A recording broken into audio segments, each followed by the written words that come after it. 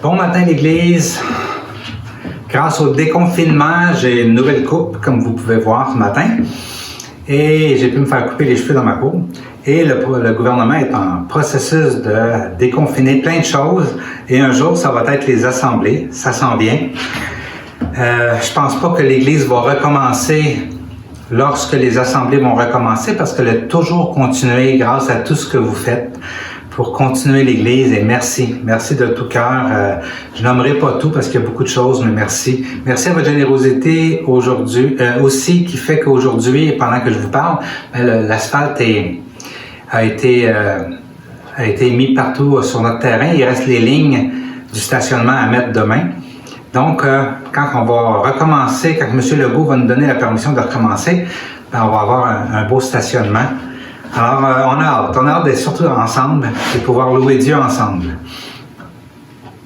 On continue notre série aujourd'hui sur rebâtir les cœurs. Comme vous savez, depuis quelques semaines, on parle de cet aspect-là tellement essentiel à notre bien-être, rebâtir nos cœurs.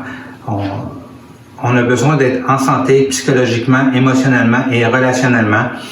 La semaine passée, je vous ai introduit une série de 3 petits messages dans cette série-là que j'ai intitulé « Guérison niveau 1, niveau 2 et niveau 3 ». On a vu en détail le niveau 1 la semaine passée. Je vais en reparler un petit peu aujourd'hui avant de passer au niveau 2, mais juste brièvement pour résumer, je vous avais dit que premièrement, c'est moi qui ai mis ces niveaux-là pour pouvoir aider à comprendre et décortiquer, et c'est moi aussi qui leur a donné des degrés d'importance. Je vous ai expliqué que le niveau 1, c'était la guérison naturelle, que le niveau 2, c'était une intervention surnaturelle de Dieu qui va à l'encontre de ses lois naturelles, et que le niveau 3, c'était l'effet de sa présence dans notre vie de tous les jours. J'ai été en plus de détails donc la semaine passée sur le niveau 1, qui est ce phénomène-là où notre corps, autant que notre côté psychologique, semble posséder plein de moyens de pouvoir guérir naturels sans l'intervention de Dieu. Mais on a parlé la semaine passée que malgré ça, lorsqu'on connaît l'histoire, lorsqu'on connaît Dieu, on sait qu'au départ, il n'y avait rien et que Dieu a créé et que surnaturellement est apparu la création et aussi l'être humain et aussi tous ses moyens de guérir. Et à ce point de vue-là, on a vu ensemble que la guérison niveau 1 naturelle est aussi un phénomène surnaturel si on se réfère à comment elle a été créée au commencement. On a vu aussi que ce processus de guérison-là pouvait être amélioré s'il y avait des soins qui s'alignaient avec comment Dieu a créé les choses. Et on a vu aussi qu'on pouvait nuire au processus de guérison naturelle si nos soins allaient à l'encontre ou étaient différents, ou orientés dans une direction différente de ce que Dieu a créé comme processus de guérison naturelle. Je vous redonne quelques exemples, juste question de se remettre dans le bain avant de passer au niveau 2. Je vous suggère un exemple dans l'Église et un exemple hors Église. En commençant par l'exemple dans le monde. Donc on sait, comme on a dit la semaine passée, tout le monde guérit en quelque part physiquement et tout le monde guérit aussi jusqu'à un certain degré psychologiquement, sans l'intervention de Dieu et sans même être croyant, à cause de ce que Dieu a créé. Donc on va prendre l'exemple d'un enfant négligé ou abusé. J'ai vu des histoires d'horreur dans la vie des personnes, de ce qu'ils m'ont raconté. Et ça m'a toujours émerveillé de voir comment ils sont capables de passer à travers leur vie, avoir une carrière, une famille, malgré ce qu'ils ont vécu dans leur enfance. C'est sûr qu'il y avait qui possédaient des moyens de pouvoir survivre ces tragédies-là. Le mouvement Moi aussi est un bon exemple de personnes qui se sont révélées tard dans leur vie adulte, alors qu'ils avaient souffert toute leur vie, mais qu'ils avaient réussi quand même à étudier, avoir une carrière, avoir une famille et avoir une vie sociale, malgré ce qu'ils avaient vécu, mais qui voyait aussi tous les dommages que ça avait causé en d'eux. Et ce phénomène de se révéler, c'était quelque chose qui était aligné avec ce que Dieu a créé. Lorsqu'on parle à quelqu'un d'autre de ce qui nous fait mal, ça nous soulage, ça nous fait du bien.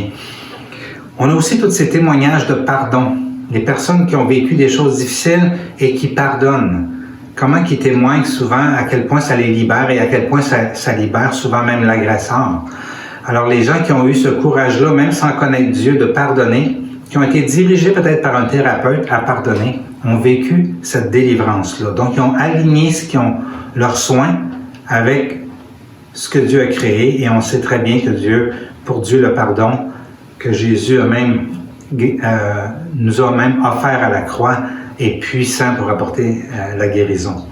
Par contre, si un thérapeute, comme j'ai déjà connu un psychiatre qui disait à ses patients de ne pas pardonner, que c'était de la foutaise, ce thérapeute-là nuit à la guérison. Pourquoi?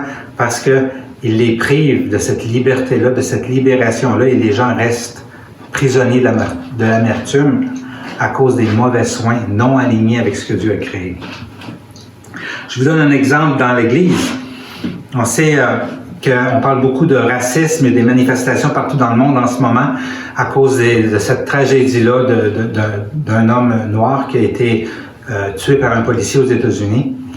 Et une personne qui aurait été victime de racisme, il y en a beaucoup, toute la vie, et qui arrive à l'Église, il peut vivre deux choses. S'il arrive à une Église raciste, les soins qu'on va lui offrir dans cette Église-là vont lui nuire et vont perturber ce processus de guérison-là que Dieu a créé.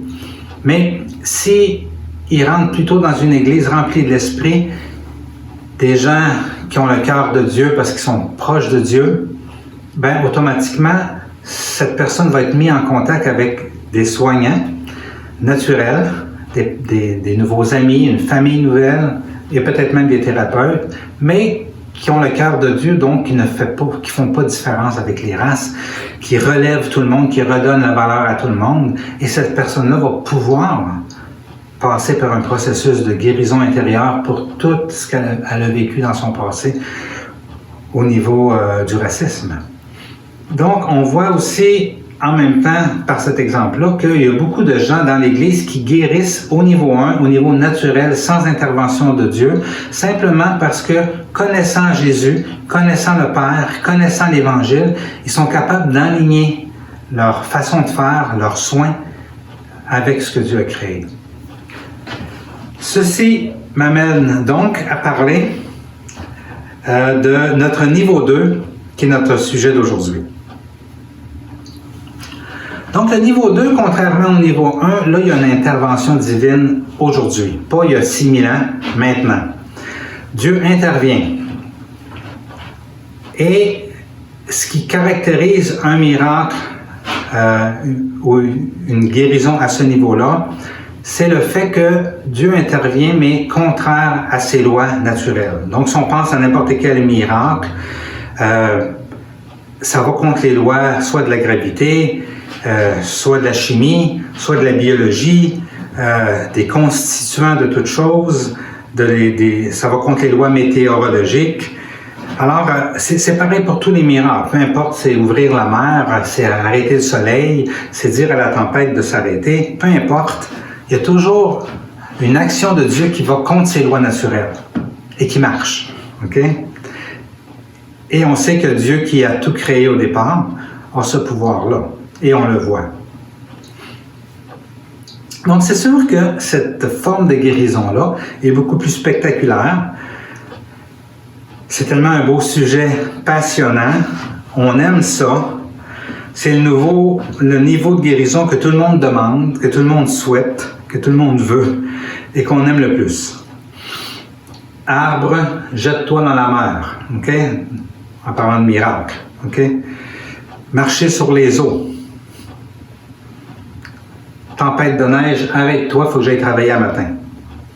On aime ça. Puis on aimerait ça d'en voir plus, puis d'en vivre plus régulièrement. Vous savez, autant c'est facile pour moi de comprendre le niveau 1, guérison naturelle, ou le niveau 3, que je vais vous parler la semaine prochaine, qui est plus un niveau de guérison où la présence de Dieu est en action constante, autant c'est difficile de comprendre ce niveau-là. Premièrement, c'est anti-scientifique. Et il y a beaucoup de scientifiques qui essayent d'expliquer scientifiquement des miracles. Pour le vrai, ils se plantent tout le temps. Là. Ça n'a pas d'allure ce qui amène comme explication. Et c'est aussi difficile de comprendre pourquoi des fois ça marche quand on le demande et des fois ça ne marche pas. Puis les théologiens sont là-dedans pour essayer aussi d'expliquer ça, puis autant que les scientifiques, ils se plantent. C'est pas pour rien que Jésus a dit « Je suis une pierre d'achoppement ». Hein? Les scientifiques s'enfargent là-dessus, puis les théologiens aussi. Parce que ça nous dépasse. Parce que c'est au-delà de ce qu'on peut comprendre. Quand on explore les miracles de guérison dans la Bible, c'est intéressant de noter que dans l'Ancien Testament, il n'y en avait pas beaucoup. En fait, il y a 2 guérisons de maladies qui sont arrivées naturellement. C'est intéressant que aussi il y a des guérisons que Dieu a causé, la lèpre, par exemple, chez Myriam, et après ça, il l'a guéri. Okay? Mais de maladies qui sont arrivées naturellement, mais il y en a juste 2 exemples dans l'Ancien Testament. Et dans le Nouveau Testament, je dirais que la moitié, c'est des guérisons. Et si on compte tous les passages où ça dit « On amena des malades à Jésus et ils guérirent tous », probablement que c'est 90% des miracles du Nouveau Testament qui sont des guérisons. Quand on explore ça, on a un feeling que les miracles sont souvent accompagnés d'un message. On dirait que c'est jamais juste pour le miracle que les miracles arrivent. Et c'est intéressant de voir que même des théologiens, des pasteurs qui ne croient pas qu'il y a encore des miracles aujourd'hui, vont utiliser régulièrement les miracles pour apporter des messages. Et ils ne sont pas dans le champ, ils apportent des messages qui sont vrais. Et nous qui croyons que les miracles existent encore aujourd'hui, nous aussi, on utilise constamment les miracles pour apporter un message. Dieu voulait dire quelque chose par un miracle. Il y avait un autre but en arrière de ce miracle-là. Quand on explore dans l'Ancien Testament tous les miracles, on peut tirer un paquet de leçons sur le plan de Dieu. Par exemple, par plein de miracles, il a démontré que la foi, ça donne quelque chose. Dans le cas de Noé, sa foi, ça a donné quoi? Ça a donné que sa vie a été sauvée, lui et sa famille. Dans le cas d'Abraham, ça nous montre que d'avoir la foi, ça nous rend juste devant Dieu. Ça nous montre aussi qu'on peut devenir des amis de Dieu. Et c'est ce qui s'est passé avec Abraham. La Bible a dit qu'il avait la foi et à cause de ça, il a été justifié. À cause de ça, Dieu l'a considéré comme un de ses amis. Il y a des miracles dans l'Ancien Testament qui démontrent clairement qu'il n'y a aucune idole qui tient devant Dieu. Et qu'il y a un seul Dieu, c'est le vrai Dieu. Et que les idoles font juste perdre le monde. Plein de miracles, d'interventions divines qui démontrent ça. Il y a plein de miracles aussi qui démontrent que les lois de Dieu sont bonnes, mènent à la vie et à la guérison. Et lorsqu'on ne suit pas les voies de Dieu, ça mène à la destruction et à la mort. Il y a plein d'endroits dans l'Ancien Testament que Dieu démontre qui il est au niveau de sa puissance, qui est un Dieu puissant et qui est plus puissant que tout autre Dieu et plus puissant que sa création et plus puissant que l'être humain, bien entendu. Des miracles qui démontrent que c'est un Dieu victorieux et qui donne toujours la victoire au peuple qu'il suit, lorsqu'il le suit, bien entendu. Plein de miracles qui démontrent que Dieu parle par ses prophètes, établit des choses par ses prophètes et manifeste aussi sa puissance par ses prophètes. Et en même temps, qui montrent que les prophètes d'autres dieux n'ont aucune puissance. Beaucoup de passages et de manifestations qui démontrent à quel point la présence de Dieu est quelque chose d'important dans la vie d'un être humain. Dans le Nouveau Testament, quelle leçon qu'on tire de tous les miracles? Il y en a encore beaucoup, mais ce qui ressort le plus, ça va avec le mandat de Jésus. Ça va avec Dieu fait plein de miracles pour démontrer qu'il a envoyé son Fils pour apporter la vie par les résurrections, la guérison par toutes les guérisons qu'il y a eu, la restauration. Et aussi, il y a plein de miracles comme la multiplication des pains qui montrent que c'est Dieu qui pourvoit. On n'a pas à porter sur nous le besoin de pourvoir à nos propres besoins lorsqu'on le sert, Dieu pourvoit. Plein de miracles démontrent ça. Donc, toujours on dirait qu'il y a toujours des messages qui accompagnent les miracles et ça nous met la puce à l'oreille que Dieu a une intention au-delà du miracle de guérison lorsqu'il opère un miracle. On va y avoir juste quelques exemples de miracles, un dans l'Ancien Testament. On va regarder l'exemple de Ézéchias, qui était un roi, qui était rendu, un roi qui avait été assez bon, qui était rendu à la fin de sa vie, et que Dieu envoie Ésaïe lui dire que, bon, la maladie qu'il a, va l'emmener à la mort. Ézéchias, le roi, se tourne de bord, se met à pleurer et demande à Dieu, « Seigneur, je veux 15 années de plus. J'ai besoin de ça pour mes rêves, pour accomplir ce que je veux accomplir. » Et Dieu parle à Ésaïe pendant qu'il retourne, et Ésaïe écoute Dieu, et Ésaïe revient. Ça dit, « Retourne annoncer à Ézéchias, le chef de mon peuple, voici ce que dit l'Éternel, le Dieu de ton ancêtre David. J'ai entendu ta prière, j'ai vu tes larmes, je vais te guérir. Et dès après-demain, tu pourras monter à la maison de l'Éternel. J'ajouterai 15 années à ta vie, je te délivrerai de même que cette ville, du roi d'Assyrie. Je protégerai cette ville à cause de moi-même et à cause de mon serviteur David. » Et la parole nous dit dans 2 Rois 27, Ésaïe dit, « Prenez un gâteau de figues. » On le prit, on l'appliqua sur l'ursère et Ézéchias guérit. Phénomène de guérison, intervention divine contre sa nature, contre les lois de sa nature. Vous voyez la différence avec le niveau 1. Contre les lois de sa nature, avec un gâteau de figues, on s'entend, pour guérir une maladie mortelle. Et il guérit. On a d'autres exemples, mettons, on a un paquet quand Jésus était sur la terre, c'est là qu'il y en a le plus. Pierre s'était converti, était apôtre de Jésus, sa belle-mère tombe malade. Et dans Matthieu 8, 14, 15, on peut lire « Jésus se rendit ensuite à la maison de Pierre et il vit la belle-mère de celui-ci couchée avec la fièvre. Il lui toucha la main, la fièvre la quitta. Puis elle se leva et le servit. » On regarde après la mort et la résurrection de Jésus et son départ au ciel, après qu'il ait laissé son esprit sur ses apôtres. Un exemple où Pierre et Jean s'en vont au temple prier comme à tous les jours et ils rencontrent une personne infirme qui mendiait. Et dans Actes 3, 6 à 8, ça dit, « Alors Pierre lui dit, « Je n'ai ni l'argent ni or, mais ce que j'ai, je te le donne au nom de Jésus-Christ de Nazareth. Lève-toi et marche. » Puis, il le prit par la main droite et le fit lever. Ses pieds et ses chevilles s'affermirent immédiatement d'un bond. Il fut debout et il se mit à marcher. Un autre miracle, contraire à la nature biologique et biochimique d'un corps humain qui a été infirme toujours, que les tendons ne fonctionnent plus, qu'il n'y a plus rien qui fonctionne là-dedans. C'est impossible scientifiquement de pouvoir expliquer que tout à coup, cette personne-là se met à marcher contre les lois de la nature. C'est ça des miracles. Et chaque époque, depuis 2000 ans, a tous ces témoignages de miracles. Moi, je vous en nomme 3. Celui, bien entendu, que j'ai le plus à cœur, je dirais, c'est notre petite fille Teresa qu'on a pris soin pendant quelques semaines, quelques mois au Mexique, qui était mourante, qu'on essayait de soigner depuis 3 jours, qui n'avait même pas la force de suctionner sur un biberon, qu'on devait lui mettre dans la bouche du lait pour pouvoir humecter au moins sa bouche, qu'elle ne réussissait même pas à avaler de toute façon.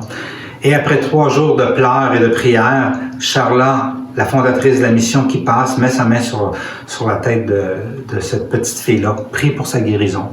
Et instantanément, la même journée, Teresa est guérie. Teresa qui avait 2 ans à l'époque, qui en paraissait 6 mois et qui aujourd'hui a 3 enfants et va très bien. J'ai communiqué avec encore la semaine passée. Et elle est heureuse dans sa carrière avec son mari et ses enfants.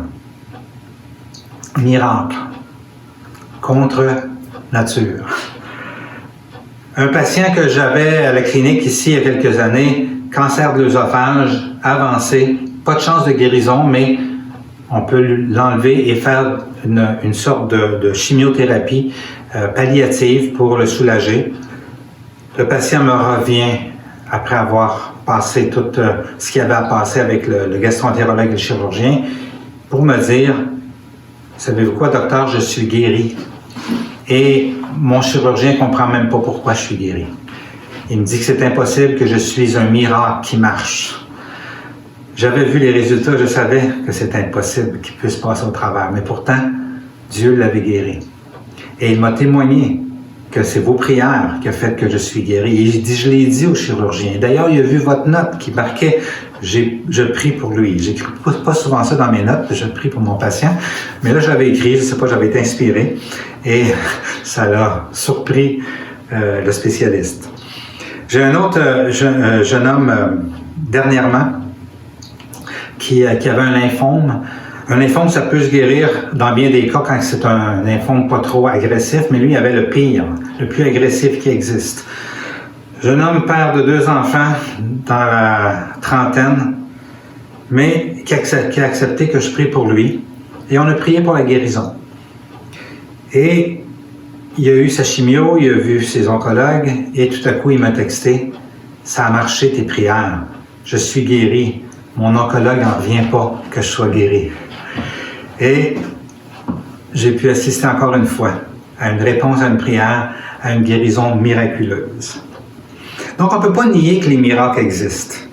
Et même les gens à l'extérieur de l'Église, quand ils acceptent la prière, souvent ils vont s'attendre à un miracle. Ils en ont entendu parler, puis ils espèrent bien. Quand on souffre, on souhaite toujours des miracles. Donc, les miracles existent, mais lorsqu'on observe les faits, il faut avouer, si on est honnête, que ça arrive pas mal moins souvent qu'on voudrait que ça arrive. Et on se demande pourquoi. Pourquoi des fois oui, pourquoi des fois non, pourquoi des fois lui, pourquoi pas moi. J'ai été déjà guéri une fois instantanément d'une migraine et après ça, ils sont revenus. J'ai prié, là, un parti comme ça. J'avais jamais vu ça. Puis, quelques jours après, une autre migraine, j'en faisais souvent dans ce temps-là. Et depuis ce temps-là, j'ai marché avec mes migraines. Et Dieu, tout le reste de mes jours, jusqu'à ce jour. Et mes migraines ne sont jamais reparties. Vous pouvez sûrement vous identifier à ça, plusieurs d'entre vous qui avaient des douleurs, qui avaient prié. Des fois, c'est parti, puis ça revenait. OK? Pourquoi? Mon ouïe, hein, je porte des appareils, c'est caché, mais j'ai un problème avec mon audition. Plein de personnes ont prié pour moi, j'ai prié, le problème n'est toujours pas disparu. Et je sais que certaines de vos maladies, aussi, vous avez prié longtemps pour, il y a des gens qui ont prié pour vous et c'est toujours là. On a quelques choix à faire avec ce phénomène-là qu'on voit qu'on prie et ça n'arrive pas tout le temps. Et si on veut être honnête, la plupart du temps, ça n'arrive pas. Okay? Là, je ne parle pas que la présence de Dieu est venue nous faire du bien. Ça, c'est un niveau 3. Je parle qu'il y a eu une guérison. Il y a eu un rayon X qui avait une fracture, puis là, il n'y en a plus. Okay? Je parle vraiment de quelque chose de physique qui va contre les lois naturelles, biologiques et biochimiques. Donc, on peut soit mettre la question dans le placard et se faire à croire que, dans le fond, oui, on guérit, mais on le voit pas. Hein? Bon. Il y a beaucoup de monde qui sont bons pour faire de la négation, qu'on appelle comme ça. Okay? Ou on peut se condamner ou condamner celui qui a prié pour nous autres. Hein? Ah, je ne suis pas correct, il y a quelque chose que j'ai fait de pas correct, ou lui, il ne sait pas bien faire ça. Ça arrive, ça aussi. Ou on se forge plein de théories pour essayer d'expliquer, théologiques, pour essayer d'expliquer pourquoi ça marche pas. Ou ce que je préfère, et ce que je choisis, c'est d'essayer de s'approcher de Dieu pour connaître ses pensées, comprendre ses pensées et ses plans. C'est lui qui est le seul qui peut nous expliquer les pourquoi. de tous nos questionnements. C'est sûr que ce matin, je ne résoudrai pas ce problème-là. Ce n'est pas ça mon intention. Je ne répondrai pas à toutes mes questions puis vos questions. Mais j'aimerais ça qu'on se pose 4 questions ce matin.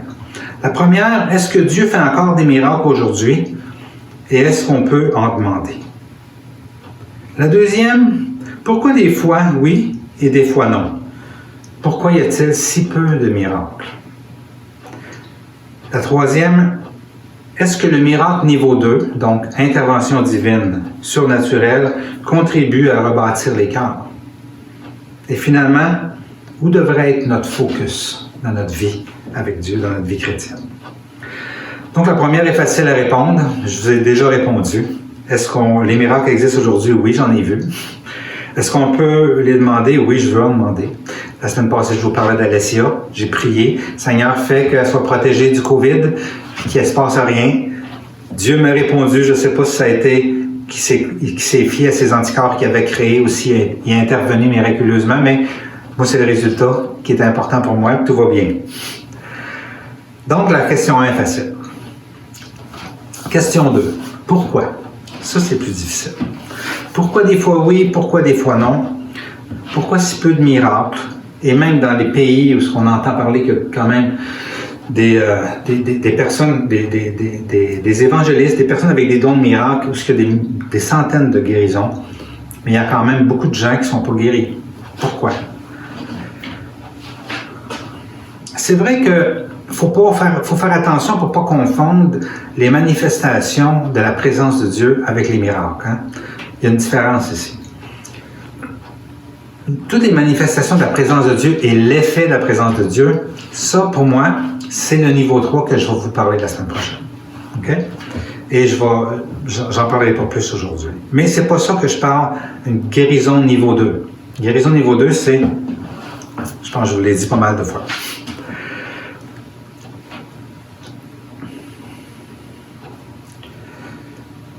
Moi, je crois, lorsque je me mets à regarder bibliquement les guérisons, je crois que dans la guérison, il y a plus que la guérison. Et je vous dirais même, je crois que dans la non-guérison, il y a aussi plus que la non-guérison. Je m'explique. Dieu a des plans qui sont souvent beaucoup supérieurs à ce que nous, on est conscient ou ce qu'on voit, ou même ce qu'on demande. À celui qui peut vous donner au-delà de ce que vous demandez ou pensez. Hein? Éphésiens 3, 20. Jésus, lorsqu'on est venu le voir et que son ami Lazare était malade et qu'on lui a demandé de venir pour le guérir, lui qui avait fait des centaines et des milliers de guérisons, il n'est pas venu. Il est resté avec ses disciples. Et finalement, il est venu quand ça faisait 4 jours qu'il était mort et dans le tombeau et en décomposition. Jésus est venu et Jésus l'a ressuscité. Pourquoi? Est-ce que ça aurait été plus simple pour lui de le guérir que de le ressusciter? Je vous dirais que non. Parce que les deux sont contre les lois naturelles. Donc pour Jésus, c'était la même chose. Est-ce qu'il le savait pleinement en tant qu'homme? Ça, je ne suis pas sûr. Comme quand sa mère lui a demandé de changer l'eau en vin, puis qu'il a hésité, puis qu'il a dit « Qu'y a-t-il entre toi et moi, femme? » Jésus a vécu une vie d'homme comme nous autres. Les luttes qu'on a, il les a vécues aussi. Mais il y avait quelque chose de particulier. C'est qu'il écoutait constamment son Père. Et c'est ce qui témoigne régulièrement, on va le voir dans des versets tantôt. Il écoutait constamment son Père, et à cause qu'il écoutait son Père, il faisait ce que son Père lui demandait. Et lorsqu'ils sont venus le chercher pour venir guérir Lazare, il sentait de la part de son père que non, c'était pas le temps. Est-ce qu'il comprenait pourquoi? Peut-être que son père y a révélé, ou peut-être qu'il a dit « Fais-moi confiance ». On ne sait pas.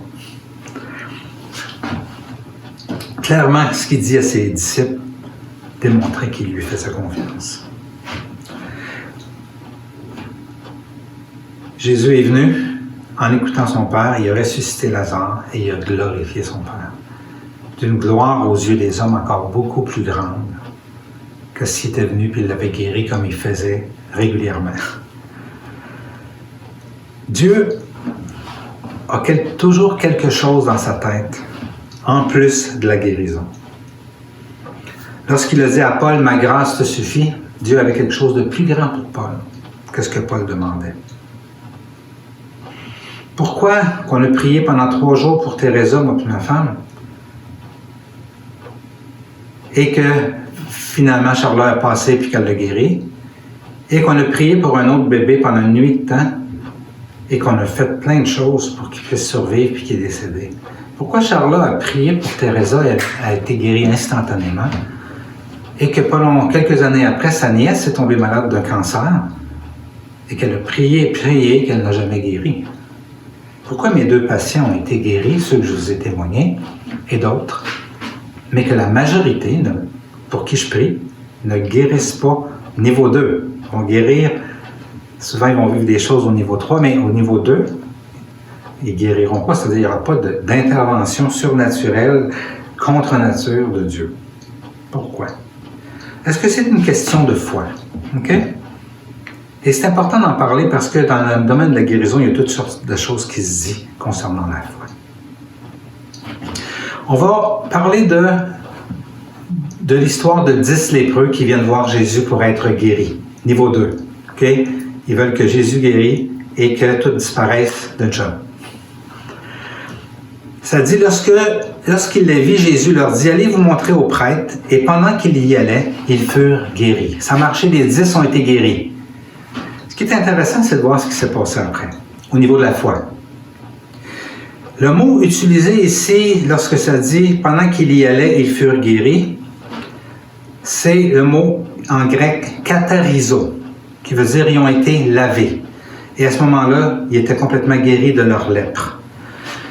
Mais ce qui s'est passé après, c'est que un des 10 lépreux est venu remercier Jésus, se prosterner devant lui et reconnaître qui il était. Les 9 autres, non. Et Jésus leur a posé la question, où sont les 9 autres? Et à lui, il lui a dit, sozo. OK? Il lui a parlé de guéri, mais pas katharizo, cette fois-ci, sozo. Il lui dit, lève-toi, vas-y, ta foi t'a sauvé, sozo. Le mot sozo, contrairement à katharizo, est un mot qui, dans la Bible, veut dire une guérison complète, corps, âme et esprit. Et c'est à lui seul que Jésus attribue la foi, à celui qui est revenu vers lui et qui a été non seulement guéri comme les 9 autres, mais sauvé. Et je pense qu'on commence à avoir des bonnes pistes ici. Okay? La foi aurait une certaine puissance, selon Jésus, pour sauver. Et il y a un autre mot employé dans la Bible souvent, c'est thérapeuio. Lorsqu'on dit on amena tous les malades à Jésus et il les guérit tous, c'est pas sozo, c'est thérapeuio. Okay? Et il ne leur parle pas de foi à eux autres. Par contre, à ceux qui viennent à lui, il leur dit, ta foi t'a sozo, t'a sauvé entièrement. Donc, tu n'as pas juste guéri, mais a aussi sauvé ton âme. Donc, la foi semble beaucoup plus attribuée au salut qu'à la guérison. Donc, il faut faire attention quand on parle de foi et de guérison. Moi, je crois sincèrement qu'on se trompe quand on dit que ça dépend tant que ça de la foi. Parce que Jésus a guéri plein de monde qui n'avait pas la foi.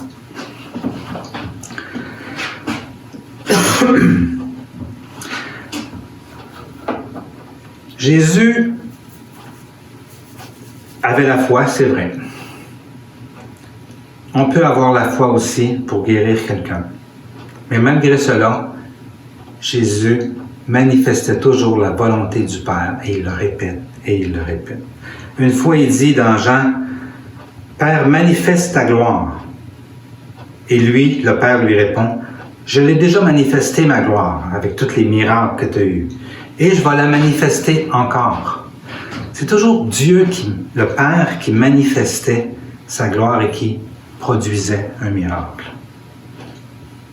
Donc, tout ce qui arrive derrière les miracles de guérison, OK?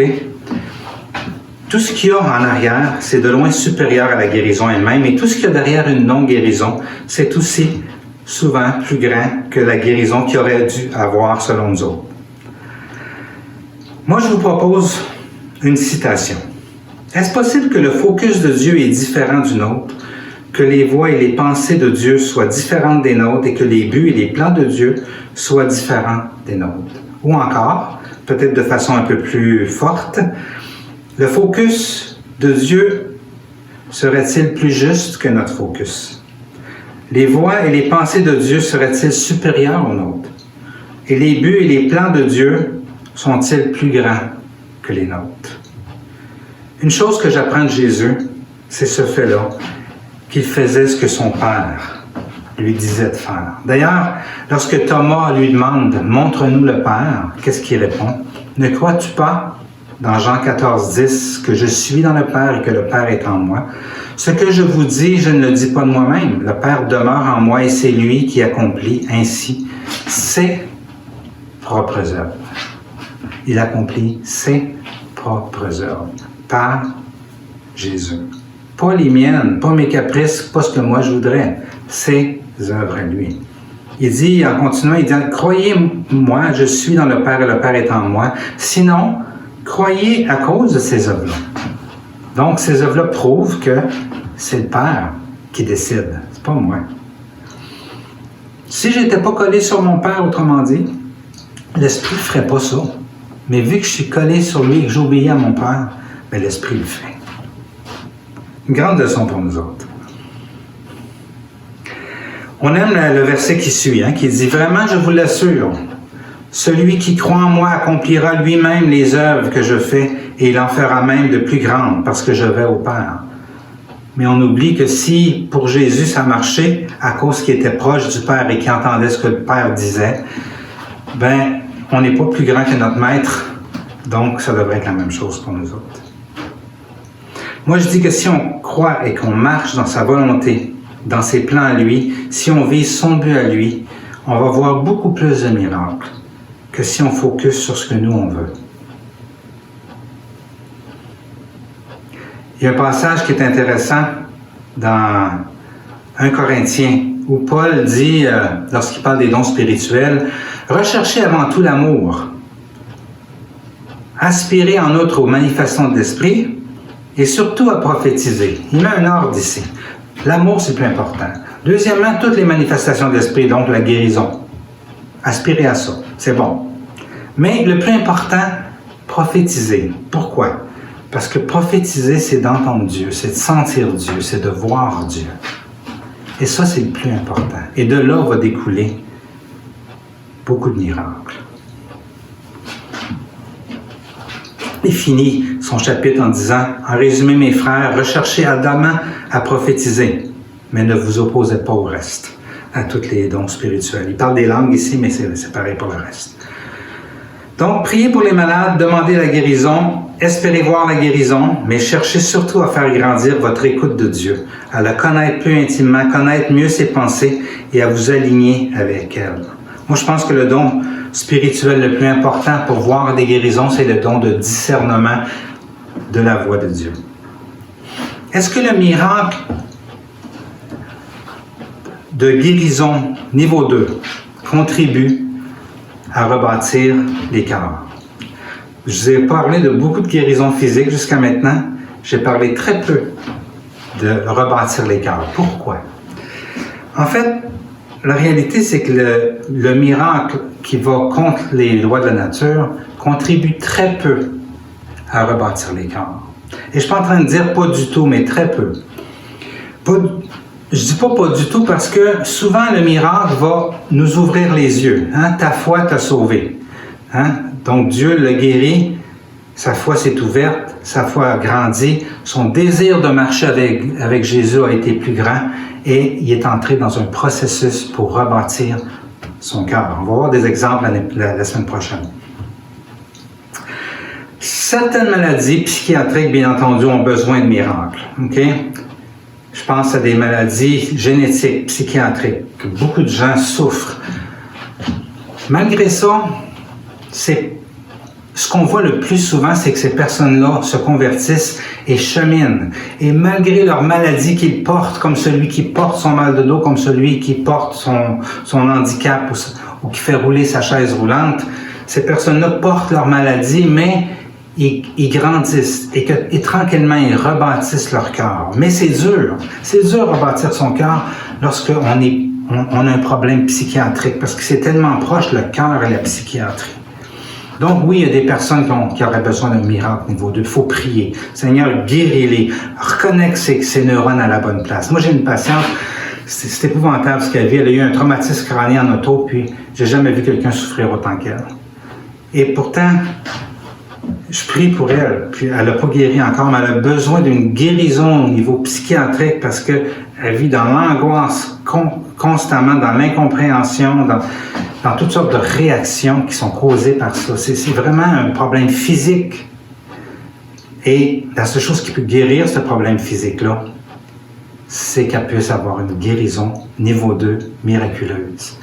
Mais ça ouvrirait la porte à pouvoir guérir et rebâtir son cœur après par quelque chose de supérieur qu'on va voir la semaine prochaine. Mais c'est pas le niveau 2 qui rebâtit les cœurs instantanément. Ça fait juste ouvrir des portes. Des fois, la guérison même va nous nuire. Dans le cas d'Ézéchias, ce que je vous parlais tantôt, il est devenu, pendant ces 15 années-là que Dieu lui a donné supplémentaire après l'avoir guéri, il est devenu orgueilleux, puis arrogant, puis finalement, il était pire qu'avant. J'avais déjà dit à Charlotte, on a besoin de toi. Elle était malade, puis pourquoi tu ne demandes pas à Dieu de te donner plus d'années? Puis elle m'a dit, t'es-tu fou? T'as-tu vu ce qui est passé avec le roi Ézéchias? Puis moi, je vais demander ça à Dieu pour que je rempire. Je vais mettre de la vie. Donc, niveau 2, on aime tout ça, mais ça ne rebâtit pas les cœurs. Ça rouvre des portes, souvent. Oui, c'est vrai. Je conclus avec ceci. La guérison niveau 2, c'est la manifestation de la gloire de Dieu. On en veut.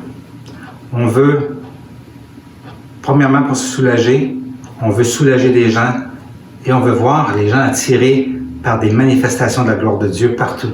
Et je demande tellement à Dieu, Seigneur, manifeste ta gloire. J'ai tellement le goût que les gens viennent à toi. Dans ton temps, c'est ce que tu as fait, puis c'est comme ça que tu as ramassé des foules. Fais la même chose pour nous autres. Je prie souvent le Seigneur de même. Oui, on veut des miracles. OK? Mais cherchons premièrement le royaume des dieux. Cherchons premièrement le cœur de Dieu. Croyons aux miracles, mais mettons pas notre focus sur ces miracles. Mettons-le sur Dieu, parce que sinon on va passer à côté du plan de Dieu. Si on met notre focus sur lui, on va en voir de toute façon. Prions pour des miracles afin que le ciel vienne sur la terre. Mais mettons notre focus sur les plans de Dieu qui est de remplir la terre de sa gloire. Rebâtir les cœurs pour aller plus loin que le niveau 1, ça se fait surtout au niveau 3. Et ça l'introduit mon message que je vais vous apporter la semaine prochaine. Parfois, le niveau 2 peut ouvrir des portes, mais on a besoin d'un niveau supérieur si on veut rebâtir nos cœurs. Seigneur, merci parce que ton cœur, c'est de nous guérir. Comme on l'a vu la semaine passée, c'est ta volonté. On ne comprend pas tout, mais on te fait confiance. Que ton règne vienne, Seigneur. Que ton règne vienne sur l'Église. Que ton règne vienne dans le monde. Au nom de Jésus. Amen. Bonne semaine tout le monde.